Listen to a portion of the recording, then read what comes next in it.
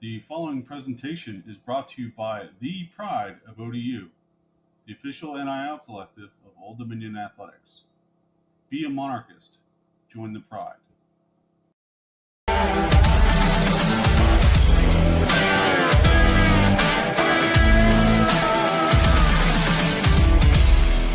Monarch Nation, it's another victory podcast with the Monarchist.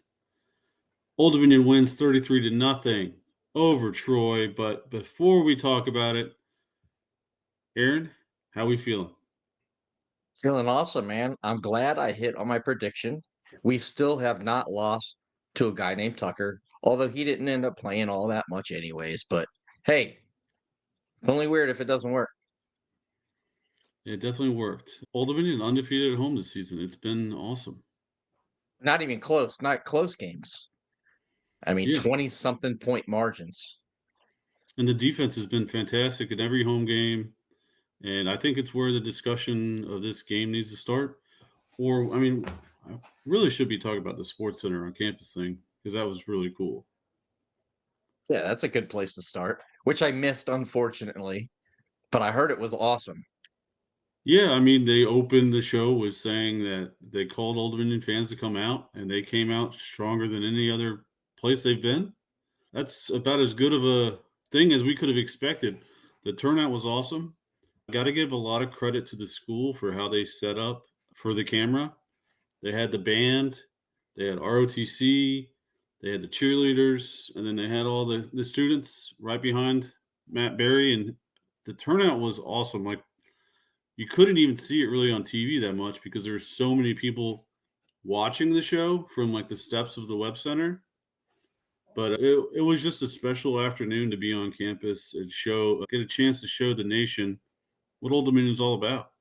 Yeah, I'm guessing that was a collaboration between ESPN and folks in the administration of kind of piecemealing that and determining what was going to look best. I'm sure ESPN's got a formula, but I don't know, that collab between ODU and ESPN, they hit it right because it looked awesome on TV. If it was anything like it was in real life, man, I don't know, that showed really well for the university. Yeah, and hopefully we turn it into some sort of ad for prospective students that are considering applying here, because it's about as good of a look as you're going to have for a student body. Shows how much we care about the athletics here and our school as a whole. That school pride is hard to show off, and that day was a really good opportunity for us to show off that school pride. Yeah, another thing that we showed off was awesome Toys for Tots drive. I know we don't have numbers yet, or tabulating. It takes a little while to come up with these things between the number of toys, the amount of cash that people gave, and the amount of electronic transmissions. That's probably not the right word, but those things come in Transactions. on a daily basis. Transactions. There you go. But it was an interesting evolution this year. Harry McBrien, I mean, hats off to Harry every year. But this year, even more so than normal, with the government shut down, he had to have multiple plans, plan A, plan B, and plan C.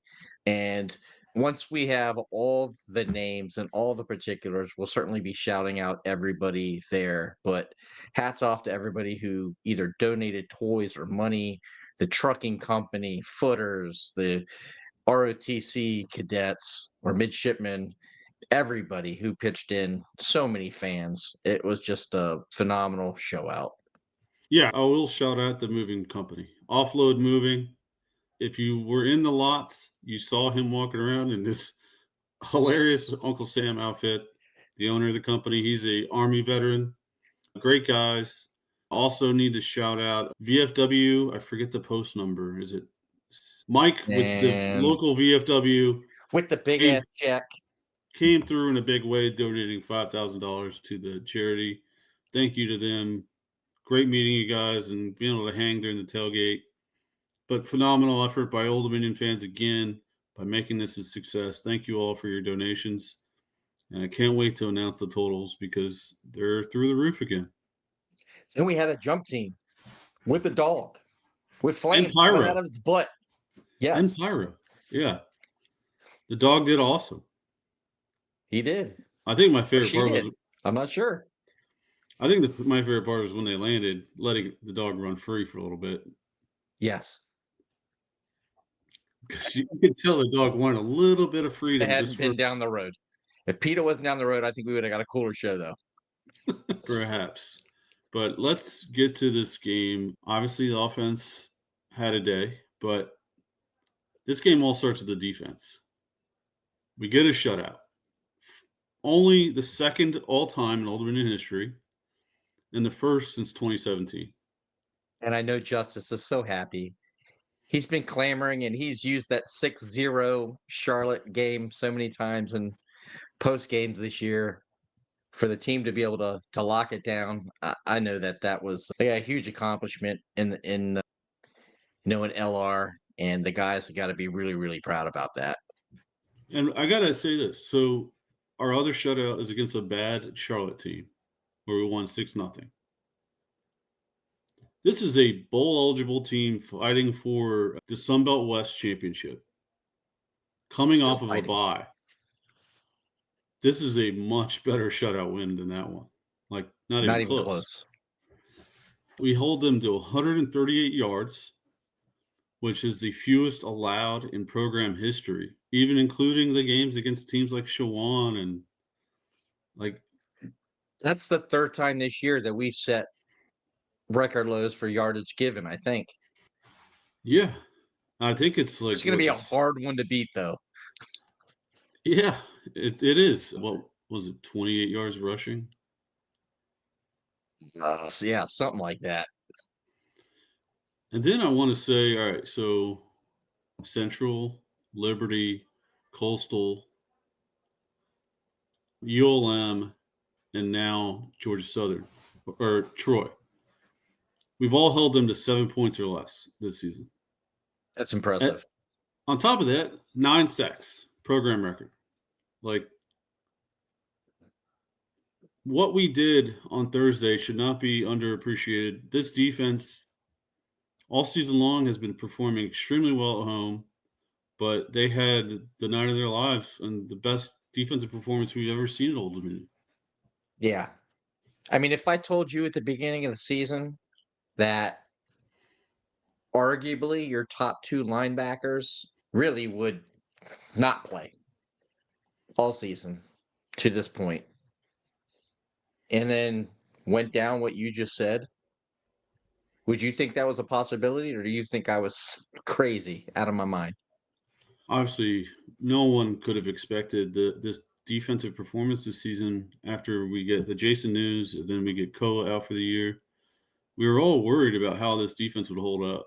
I mean, obviously, early in the season, we had some moments where we thought could be a pretty good defense, but as we've gone on in Sun Belt play, it seems to just it gets better with each week. And a part of And that, I want to just clear something up, unless I miss some news. We don't know that that's the case, right? We're just, it's at this point where it starts to maybe not make sense to play. Just two fans thinking out loud. say that again. You're talking about Koa? Yeah. Yeah, I mean, at this point, it seems like a redshirt year for him. I mean, that makes all the sense in the world. I just want people asking us if we know something. Clearly, we don't. But Look, we that get, makes a ton of sense. and I'll tell fans this: like, we have the opportunity to talk to coaches, but when we get those opportunities, we're usually not fishing for information. We're just talking about the games. Like, so we don't ask about injuries because there's also a good likelihood they won't talk about them. So Oh. Plus, there's availability report every week. And Ricky came out and said earlier this season, hey, we got to do this now. So I don't have to answer questions about injuries, right? And we're like, everybody signed off. but yeah, defensive performances we had to talk about individually. First, I think we got to talk about Chris Trinidad. He is a Sun Belt Defensive Player of the Week. He finishes the game with 5 total tackles, 2 sacks, and 2 forced fumbles. That is Monster game. for a defensive lineman to have 2 forced fumbles and 2 sacks. Like, dude was balling. A guy that you talked about a lot early this season, a young guy, Jackson Forrest. Yeah, he had a breakout game this week defensively. Led the team in tackles, 3 solo, 7 assists, 10 tackles in total, 1.5 tackles for loss, 1.5 sacks. In David's article, it was mentioned he is following the footsteps of some other linebackers that have played under Seiler to ball out as true freshmen.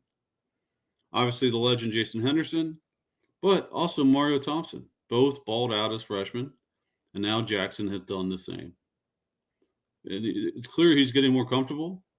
He's becoming more impactful as the season moves along, and he's got a bright future ahead of him. Yeah. I mean, you can go all the way down the list of defensive guys, and it's a long list. A lot of guys got opportunities and really showed up. I mean, we were talking about Koa earlier. Like we said earlier this season, Seth, a year, a little more than a year ago, Seth wasn't even thinking about playing football. An opportunity arises, and his impact on this team can't be understated with what's gone on with the linebacking core. Yeah, and he was at the press conference today, and they were talking to him about what's the difference, and he's just so focused on the team. Like he isn't taking any credit for himself. He's just a true first, like team first guy, and it seems like that seems to be a running, like a common theme that we're seeing with all these guys. They're all talking about doing their 1 of 11th, just do their job, and everything will take care of itself. Go 1-0. Like they're saying all the cliches. But when you're getting it from everyone that you talk to on the team, that means they bought in. Yep. Congratulations to Ricky, Seiler, and Decker. The job they've done culture building that last offseason to build this team. They clearly did a good job there. Because, I mean, David Hall from the Virginia Pilot kept talking about, he kept bringing up the Marshall and JMU game and how the team's reacted since. And it's not a bad thing to ask about because they have reacted in an awesome way. And it would have, teams in their past may have packed it in. They maybe said, all right, well, season's lost. We can just be whatever. This team did not do that. And now we're 7-3. We're right where we thought we'd be. Yeah, Maybe. we just took Yeah. a weird way to get there, I think. Yeah. Agreed. I also want to shout out Mario Easterly because, again, another guy who has just continued to play well all season long. And this is a guy that earned his opportunity to start here. He waited in the wings. He played as a reserve, then a backup, and now he's kicking ass as a starter. So shout out to Mario. Yeah, I don't know. There's so many guys we could mention. We'd be here all night. It would be. You could talk about Nikendre Tiger coming up with another big play. Impact maker getting us the ball back. I mean, we could go on for forever. Yeah. You know what? Oh, never mind. What? I'm looking at the long list of stuff, and I see that Bull Hargrove had a tackle. I'm guessing it's on special teams. Or did he get it on defense? I don't know. If so, we're talking about everybody is getting in on the action. I don't know. That had to be special teams because It we didn't. had to be. Because one key thing we've talked about all season, turnovers. Did we have any this week, Aaron? We forced some. We did. But we didn't give up any. And that apparently that's the first thing the quarterbacks reminded Coach Decker of after the game. That we didn't have any turnovers, Coach. And Ricky talked about that in his press conference today. Not only did we not have turnovers, but in their review of film, they're evaluating not only for not turning the ball over, but ball security when you don't turn it over. Like, are there plays that are worthy of a turnover? Are you carrying the ball in the proper hand? Are you all the things that they coach? And the staff was really, really happy with regard to their ball security, regardless of whether we turn it over or not. Yeah, you could add Cole Joseph into that because obviously there's throws in every game that could have been intercepted that didn't go that way. Colton didn't have that type of game this week. He didn't connect on as many passes as he probably would have liked, only going 10 of 20. But those turnover-worthy throws weren't there this week. Do you know when you have 47 carries for 351 yards, averaging 7.5 yards per carry and 3 touchdowns, you don't have to throw the ball very much. No. And you get 2 rushes over 60 yards, over 65 yards. It makes things a lot easier. On top of that, I mean, obviously, we talked about the defense already, but the way the defense not giving Troy any opportunity, any momentum, wouldn't have taken much for the offense to win this game. And yet, the offense owned this game. Yeah. 364 yards on the ground, 351 net. Fantastic game by the offense. Offensive line deserves all the credit. One of the big talking points heading into this game was sacks. And this front seven from Troy and how good against the run they are and how much pressure they put on the quarterback. Well, we had 1 sack, and they did not stop our run at all.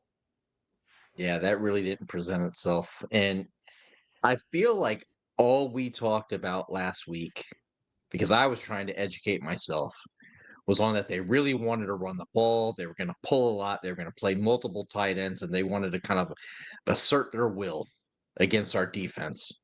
I was asking, how do we combat that with fast, smaller linebackers? Well, holy crap, 26 yards of rushing. Our guys did exactly what they're coached up to do, and they completely neutralized that running game. Yeah, and their passing game didn't do anything either. No. I mean, we shut them down in every facet of the game. I don't know if we ever said this before, but the defense won this game despite the score of 33-0. The defense put us in this position. They deserve all the credit in the world for Thursday night. But also, it was great to see Traquan Jones get loose again because it's been a few weeks since we've seen him break one, and he did Yes. that. And then Very nice. Devin, like, did the bell cow thing, 16 carries for 145 yards. Just really happy with how we played last week. Thursday night, Ricky talked about Devin in the post game, and he made it a point to talk about a couple weeks ago something turning on for Devin. He is more focused, seeing things more clearly, and just they've had some really good conversations and almost like an awakening for the young man. And then when Devin came in post game, he was asked about that. And Devin agreed that things have just started to become more clear for him. So, he had some trying times early this season. He had some injury stuff, but the biggest thing being he lost his mom.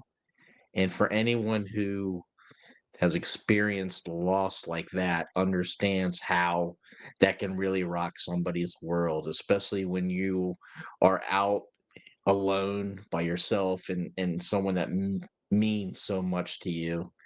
And I don't know, it was interesting to see both of them talk about that. Yeah, I mean, I know my mom passed away a few years ago. I was in my 30s when it happened, and it impacted me in a big way. I can't imagine being a young man like Devin and having that happen. And his will and his determination. Obviously, he's playing for his mother now, but that's the stuff that doesn't matter. The fact that he continues to show up when things are hard, that's what matters. And so, shout out to Devin. You're inspiring a lot of people with your play and just being a good, member of the team. Also, I mean, it wouldn't the way that Marshall game went. If he didn't like rebound from that, that would have been like the memory of him for the season. And him everything clicking for him and starting to have this success that we all know he's capable of is going to make that kind of the hurdle to get him here instead of being the storyline. Well, by the way, as you mentioned that and the struggles we had in that game, 49-yard punt return by Devin Thursday night as well. Yeah. So shout out to Devin. We love it. I think we have a phone call about this game. Is it a good We time do. to I was listen just to going to that? ask you about it. It sounds like a really good time. Hey, fellas, amazing game day all around from Sports Center on Coffin Mall to the performance by the team for a full 60 minutes of football. Such a well-deserved shutout for this defense after having one escape them a few weeks ago. Great play calls and decisions all around. Only if we could really just play after a bye and on Thursday nights every game.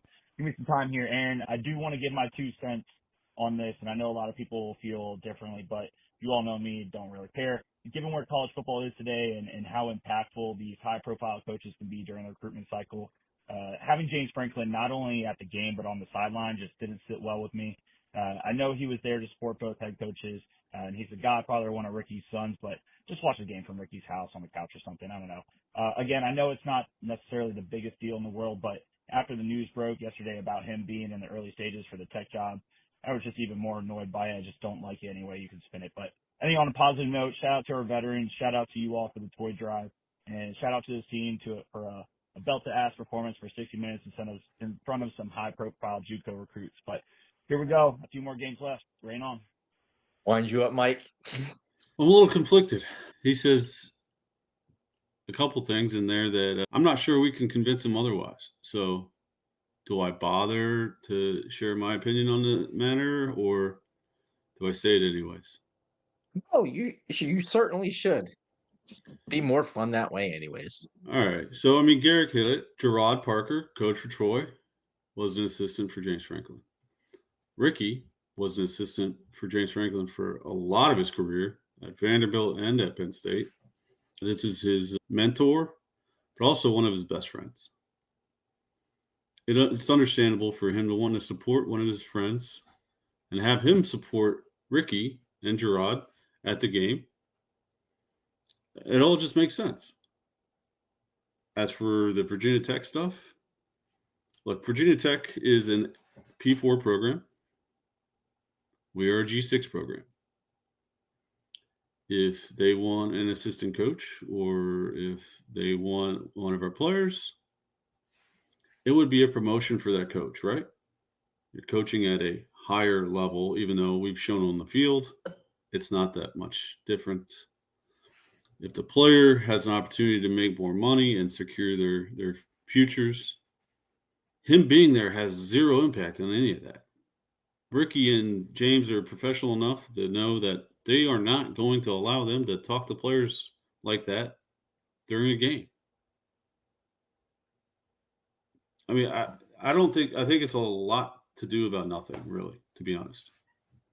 And in all fairness, Garrick's not the only one. We've seen other fans on social media put the same thing out. But agree with you 100%. If a coach were going to do something like that, the resources are out there to do it. That would not be the difference maker in a current player or a recruit. And based upon our relationship we've known Ricky for these handful of years and how fondly he talks about his friend James Franklin, it seems like the mutual respect is there that those sorts of things wouldn't happen. Not on Thursday, not the way that is. And if someone ends up at Virginia Tech, it ain't because of Thursday night. It's because of Virginia Tech feeling desperate and pouring a ridiculous amount of resources into their next year's team to try to reclaim its fan base. And it would happen either way, whether it's James Franklin going to Virginia Tech or Joe Blow the Ragman. Also, I mean, you got to think about this for the player's perspective. You're not just going to go there because you saw him on the sidelines at a game. You're going to go there for the opportunity to play at the ACC level, which is a more direct path to the college football playoff. You're on major network television more often. You get to challenge yourself against other ACC opponents each week. If you're trying to improve your draft stock, it's understandable if you wanted to go to that level. And it probably comes with more money from revenue sharing and NIL on top of it. Yeah, it has nothing to do with him being at a G5 game on a Thursday night between two coaches that have coached for the same head coach. Yeah. Yeah, I want to add one more thing to this because we had a special opportunity to enjoy ODU soccer's last home game, which was talking to Ricky. And during that talk, The entire second half. the entire second half, and it was just the three of us talking the entire time. I don't know why no one interrupted. We just got lucky, I guess. But we did ask him. I go, so what's James going to do? Because those Virginia Tech rumors were already out there weeks ago. That was classic. Do you remember what he said? I remember exactly what he said. He goes, you know what? James and I talk. I don't remember if he said almost every day, but we talk a lot. And he goes, and I purposely have not asked him this question. So when the two of you ask me, I can legitimately say I don't know. If that's not the quote, it's pretty close. That's how I remembered it. But it wasn't just us. It was the media in general. Yeah. It just happened to be the two of us asking Right. the question at the time. Right. And he was honest. So that tells me he probably hadn't even talked to him about it on that Thursday night. Yeah. So keep that in mind. Ricky is a friend. He's a good friend that understands the business, but he is not going to jeopardize his team or his players. That stuff is just silly, I think. But you're welcome to your own opinion. And he's not the only one that has that opinion. Yeah. All right. This game was a blowout. Obviously, hats off to the defense. Hats off to the O-line. Hats off to the running backs. Hats off to everybody that had a hand in this. Complete domination in all three phases. Nathaniel Eichner had a good game. He did. And since you talked about the kicking game, I'm going to ask you a question in the spirit of me always trying to learn something. I was lazy and didn't actually look this up afterwards. Hope I'm not putting you on the spot. If not, then we'll find out later.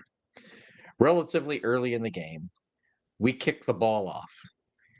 And when we kick the ball is so we're in the beer garden. If you're looking at the north end zone, we are all the way to the right corner. And the ball is coming dangerously close to the sideline. And I'm thinking, oh God, are we really going to kick the ball out of bounds again? Is this? Well, the player receiving the kickoff, why? I don't know, but decided he was going to field that ball that close and had 1 foot inbound, 1 foot out of bounds, and catches the ball. The official immediately marks the ball there. Troy's coach goes completely apeshit, very animated, showing him feet, and everything. The play goes to review. It gets overturned. I guess the rule must be that doesn't matter if you have a foot in and a foot out, that it must be touchback. I don't know. Can you explain that better to me, Mike? Because it doesn't make sense to me. He had to have called a fair catch. So if he fair catches it, doesn't really. Regardless of whether you straddling the line. Yeah, I don't think it matters. Yeah. Now, if he had dropped it, it would have been a live ball. The way that they're treating that rule, right? Yeah, I guess so. But so here's the thing: if you wave like this and let the ball bounce and it bounces into the end zone, it's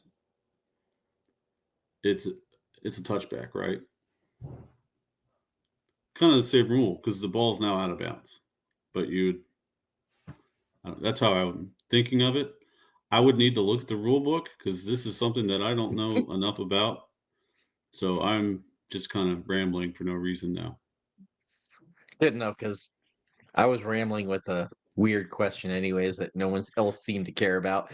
And apparently it is a touchback. So because it was reviewed and Troy was happy and we didn't argue. So right. So I'm guessing I'm that's gonna how go it with was that. ruled. Cool. All right. All right. This week, I believe the game starts at 1 o'clock on ESPN Plus. Old Dominion faces off against Georgia Southern in Statesboro. We're looking at the 5-5 Georgia Southern Eagles. They're hosting us. Here is the matchup from PFF's point of view. You will note that our defense is much better than theirs, and our offense is better than their offense. This is Yeah. why we are favored by 10.5 points last I checked. Again, that's roughly what we were favored last time, except this being on the road. Correct. Georgia Southern at times has looked pretty good. Their offense can be explosive and score a lot of points, as they did last weekend against Coastal Carolina. I believe that game ended 42-40, I believe. 45-40, but it doesn't matter. Yeah, It was 45-40.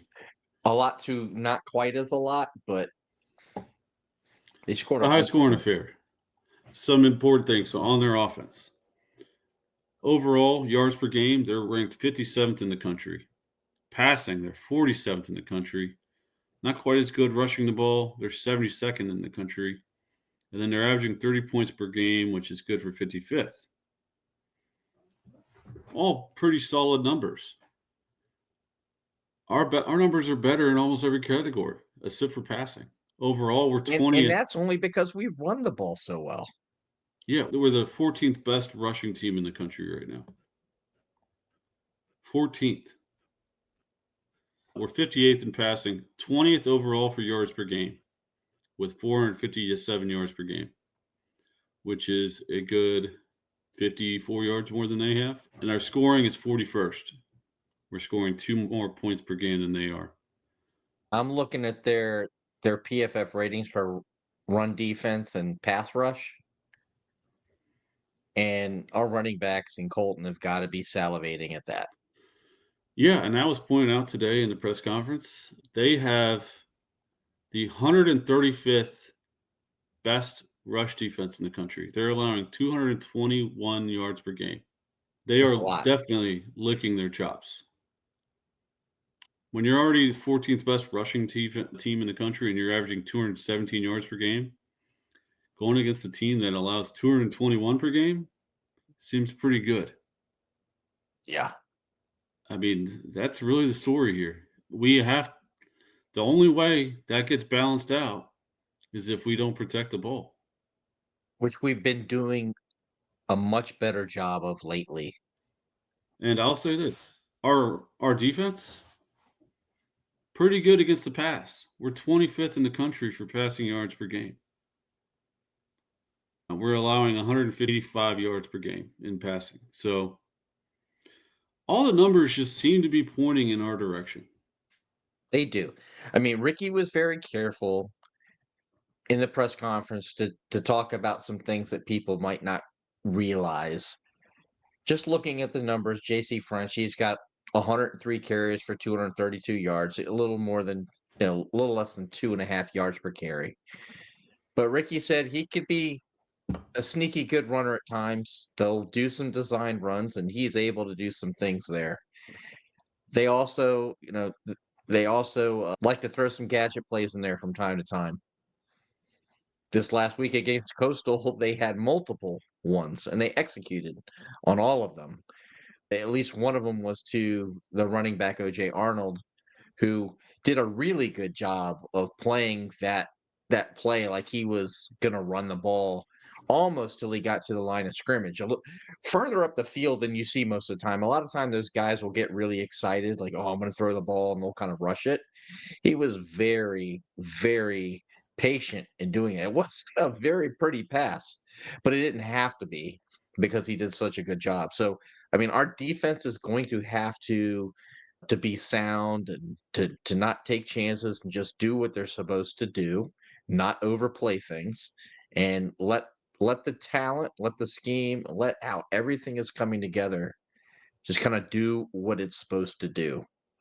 Yeah. To give you a little bit more insight on how good their offense is, PFF has us as the 35th best offense in the country. And we've seen that every game. We're really balanced. We can run on pretty much everybody. We can throw on pretty much everybody. We're a very balanced, talented offense. They're 42nd. So PFF offensively overall, the gap isn't that much different. So there is potential for a shootout here if we don't really play the way we have been on defense. Yeah, if you stack up the season leaders against each other, you'll see that Colton and JC are very close in passing yards. From a touchdown to interception ratio, they're relatively close as well. Overall team rushing, I don't know the exact number. We clearly have to have the edge just because of Colton with the numbers he has along with our others. But OJ Arnold is a very capable running back. I mean he was an award winner this week for the Sun Belt. I can't remember which one it was. I don't know if it was offensive player of the week or what it was, but he's got some accolades there. And from a receiving perspective, they've got some guys that can certainly light it up. Camden Brown has got 51 receptions, and I guess I'm reading this right, 12 touchdowns. Watch Yeah, out for that dude. they have three pretty good receivers. Camden Brown obviously is their number one target, but Marcus Sanders Jr. and Dalen Cobb have been really good as a 2 and 3 receiver. Dalen Cobb usually playing out of the slot. Well, since we're talking about this, we can look at how their offense matches up with our defense. OJ Arnold, as you said, is a very good running back. And this passing attack has been able to get it done this year. We will need to be a very disciplined defense this weekend. We will need to keep JC off center and make sure he doesn't know where the attack's coming from, much like we did against Troy. One thing that Ricky talked about, I asked him about pressure, how we've been able to generate pressure this season, because it's something that we have struggled with in years past. And last Thursday, we had the second highest pressure rate without blitzing in the country, leading to those 9 sacks. He said it was all about these guys. When they have one-on-one opportunities, they have to win them. That is something that's going to have to continue this weekend for us to slow down this offense and avoid a shootout. Because they'll be playing at Absolutely. home. They'll be comfortable. And one place we've struggled this year, defensively and offensively, is on the road. Apart from Virginia Tech, we haven't really been our best on the road. And I guess you could throw Monroe in there, but that's Monroe. But it's a tough place to play. Yeah. It's hard to get to. I was going to say the amenities aren't great, but I wouldn't call any of them amenities. The facilities aren't great, but that's more recent. That's more recent than the second half at JMU and then what we had in Huntington. So I think the guys are probably excited for the opportunity to go on the road and to take what they're doing out in the field, grab that victory because this is an important game for Georgia Southern. I mean, obviously it's an important game for both teams, but at Georgia Southern sitting here at 5-5, they're fighting for their bowl eligible lives. They have 2 games left. I can't remember who they play after us, but let's see. They're on the road at Marshall. So they're probably throwing a lot of their eggs in this basket to get their 6th win. And Marshall's kind of in the same situation right now. They're 5-5 too. So if the Georgia Southern doesn't win this weekend and Marshall doesn't win this weekend, you could be looking at a win or go home scenario. And Yeah. Marshall has to go on the road at App State, who is going to be trying to recover from their beatdown from JMU this weekend. But yeah, Georgia Southern is not. They're a different team at home. I was looking at it since they've hired Helton. They're much better at home than they are on the road. Their record at home, I think they're like 21-6 in the 4 years he's been there. I just said this year at home they beat Jacksonville State and they beat Maine. Okay, they should beat those teams. They lost to Southern Miss. They beat Georgia State. They just beat Coastal. Right, they're a good home team. Yeah. They have a really Um, good fan base. yeah, and they just recently brought back the live eagle. So they a few years ago their eagle mascot had, I guess, passed away or had to be retired.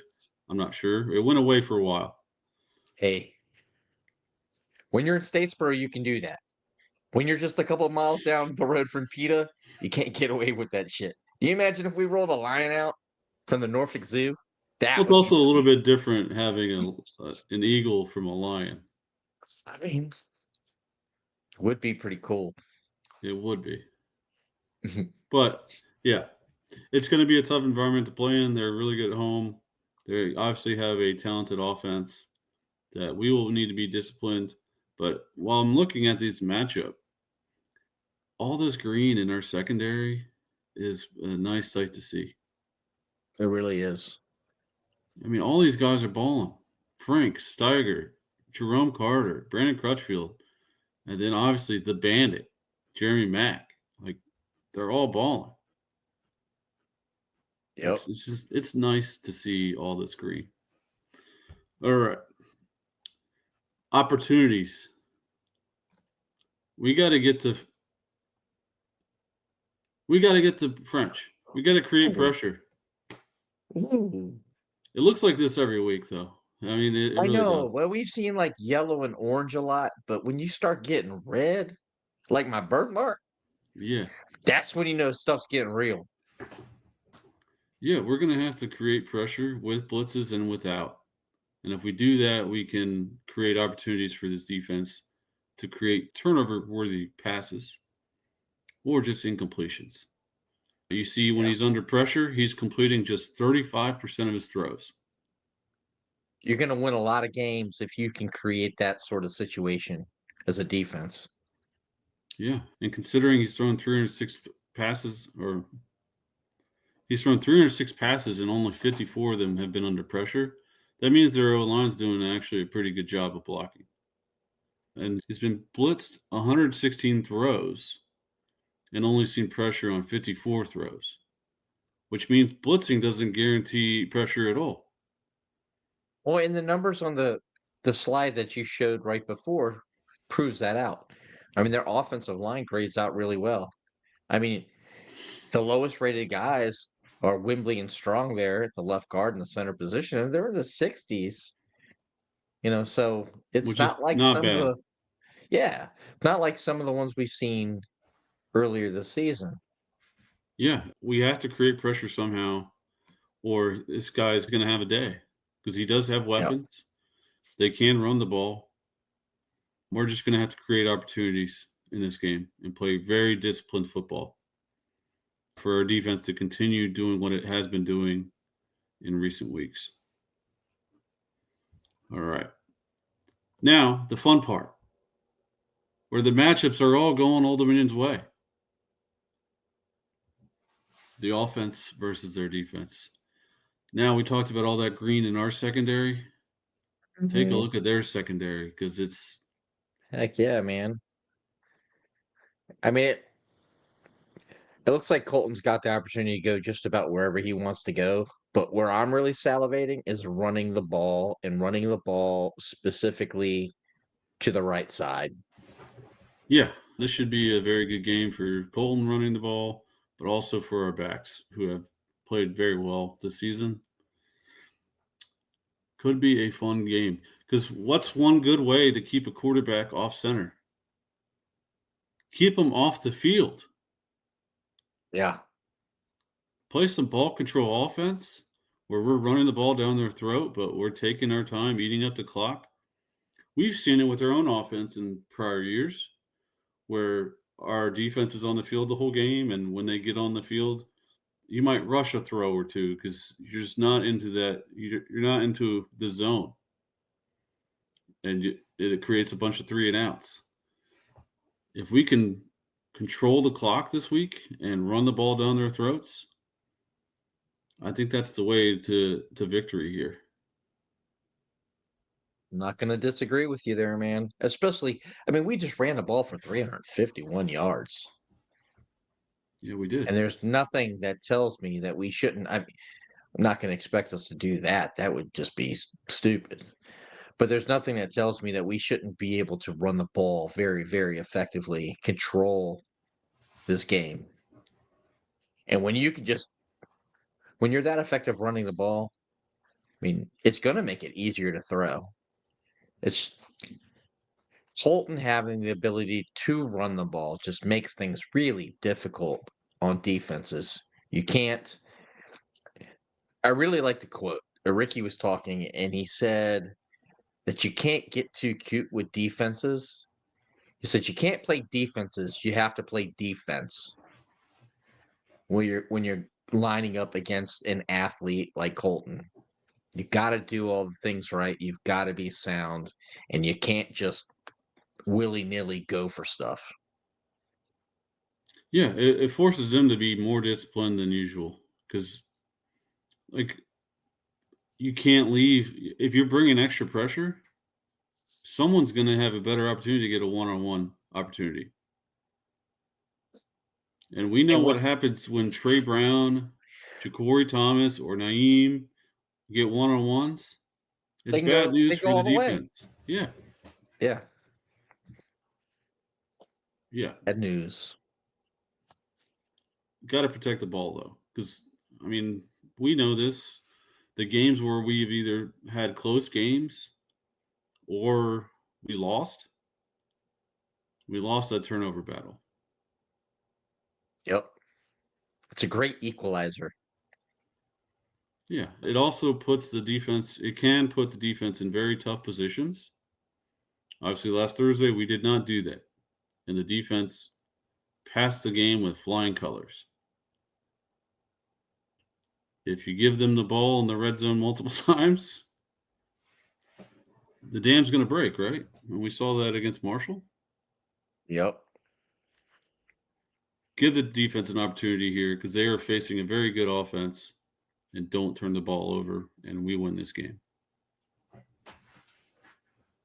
I agree. Pretty simple one here for me. We will be at Afterglow on Saturday for That's our right. final scheduled watch party. I say that because we don't know what's going to happen with the bowl, where the bowl will be played, what we'll do.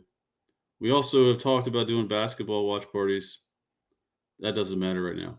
This is the last scheduled ODU football watch party at Afterglow for the season. I hope a lot of you can make it out there. We have some amazing prizes.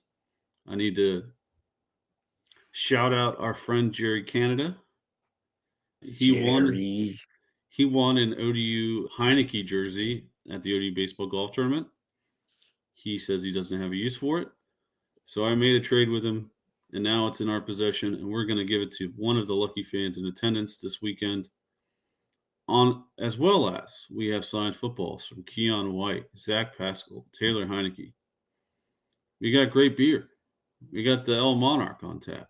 We got the That's right. Kolsch Ricky on tap. Like, That's come right. out, drink some good beer, root on the Monarchs. I should be there around 12:30 or so, I think. Game kicks off at 1. It'll be on the big projector. You're not going to find a better place to watch the game in Norfolk with a bunch of other ODU fans than Afterglow. No, and an establishment that is so amenable and so supportive of not only what we're trying to do, but just Old Dominion athletics in general, not just football and basketball, but all the Olympic sports. Afterglow's a great place to patronize, and they really open up the inside of the place for us. And as things start to get chillier, and have invested in putting up a big screen and got a speaker dedicated to, it's just a great environment. It really is. And you talk about their support for the Olympics. I went in there the other day just to grab a 4-pack, just a quick stop by. And Andrew Griffiths is in there enjoying a beer with his wife and his son. Like, I live in Norfolk, so there's chances of me running into ODU people everywhere. I run into more ODU people there than anywhere else other than ODU athletic events.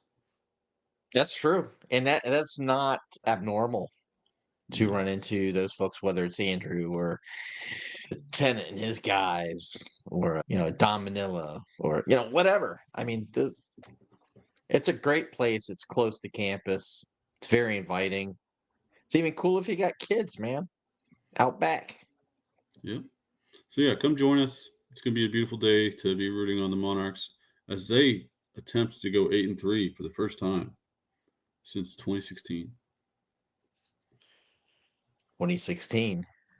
What a quarterback we had back then. Funny that you mentioned that, Aaron. We have a special episode with David Washington that we're gonna put out when. I don't know. We haven't decided quite yet, but it should be very soon. Yeah, so keep an eye out for that episode with David Washington. He was a pleasure to talk with. We had been hoping to try to get that for a while. We finally got the right contact person, and we made it happen. He was awesome. Maybe one of my favorite people we've ever gotten to talk with. And it's nice to relive those days and kind of get a different perspective on those days from David himself. Absolutely. All right. You got anything else for us? No, we're not even going to do predictions, are we? Not even needed. Before we do that, I think we should do them just because we've done them all year, even if not officially. I want to talk quickly about the collective. All right. It's no longer a collective per se, but we would love for you to join the Pride of ODU. If you do so, you are supporting Old Dominion Athletics. It still exists. It's just under a different format now. More information will be coming out in future weeks about this, but we're at a very crucial time for Old Dominion football. The portal opens in early January. We have our best team in a decade. They need our support to try to keep as many of these guys here as possible and to go out and get better players. And to do that, you need support from the fans. And the easiest way. Sorry. Not only. No, I'm sorry. Not only to get better players, but to retain those players that we have, those student athletes that we have right now that are such good fits for the program, for the university, for the community. Like it or not, those types of guys are going to get offers to go places. So us having a strong program, and being able to put up a reasonable and a fair kind of situation for those folks to choose from. That's what we got to do, Yeah, and obviously one person joining for $10 a month might not make the difference in keeping a talented player here. But a lot of people joining puts a big dent in that. But it also does this. The more people we have join, the better the advertisers will be. Because the more people we can go to advertisers, ODU and our fundraisers can go to advertisers and say, hey, we only had this many last year. We're up to this number now. Isn't that a lot more? Like if you double the number, it's a lot more enticing to an advertiser who has a lot more money to spend on this sort of thing. Just a thought. But the more we can get in this involved, the more we can get done. So consider it. Other than that, we got to do some predictions and close this out. Yeah. I'm not He doing ain't playing points a this guy time. named Tucker this week. No, but we are playing a guy that's French, JC French. And the French have never done that well against people from Virginia. Nope. Give me the Monarchs. That's all that matters. Monarchs win. We go to 8-3, have a chance to close out one of the best seasons ever at home against Georgia State in the Oyster Bowl and go 9-3. I'm right with you, man. This defense is firing in all cylinders. They're going to set the tone early. I really believe that to be the case. And then if I'm Ricky and Decker, I'm just going to try to establish that run all day long. I think we go down to Statesboro, we bring back a dub, and just like you said, 8-3, looking for a 9-3, and hopefully our first 10-win season since 2016. Won't be in the Bahamas though. Just protect the ball and good things will happen. Sure. All right. Thank you all for joining us. Come see us at Afterglow. Go Monarchs. Go Monarchs.